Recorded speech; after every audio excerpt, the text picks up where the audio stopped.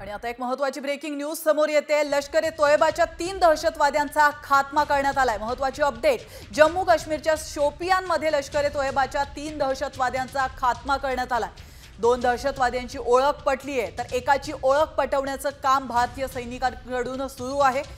तर शाहिद कुट्टे आणि अदनान शफीदार अशी दोघांची नावं आहेत। शोपियानमधील हिरपोरा या ठिकाणी भाजप सरपंचाच्या हत्येत शाहिद कुट्टे याचा सहभाग असल्याचं देखील समोर आलंय। तर शोपियानमधील वाची या ठिकाणी स्थानिक नसलेल्या मजुराच्या हत्येत अदनान शफीदार याचा सहभाग असल्याची देखील माहिती समोर आली आहे। सुरक्षा यंत्रणांनी सकाळपासूनच शोपियानमध्ये सुरू केलं होतं कॉम्बिंग ऑपरेशन आणि या कॉम्बिंग ऑपरेशन दरम्यान या दोघांचा खात्मा करण्यात आलाय। याविषयी अधिक माहिती देत आहेत आपले प्रतिनिधी प्रमोद जगताप। प्रमोद, आपण पाहतोय जम्मू काश्मीरच्या शोपियानमध्ये लष्कर-ए-तोयबाच्या 3 दहशतवाद्यांचा खात्मा करण्यात आलाय। काय घडलेलं आहे, काय अधिक माहिती समोर येते? प्राची सकाळपासून खरं तर शोपियान परिसरामध्ये सुरक्षा यंत्रणांकडून कॉम्बिंग ऑपरेशन सुरू होतं। त्यांना माहिती मिळाली होती की गुप्त सूत्रांच्या आधारे की काही दहशतवादी त्या परिसरामध्ये आहेत।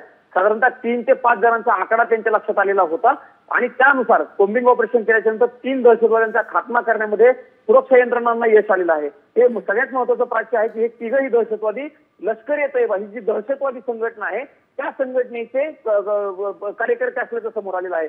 शहीद कुट्टे आणि अदनान शफीदार अशा दोघांची ओळख पटलेली नावं आहे, तर एकाची ओळख अद्यापर्यंत पटलेली नाहीये।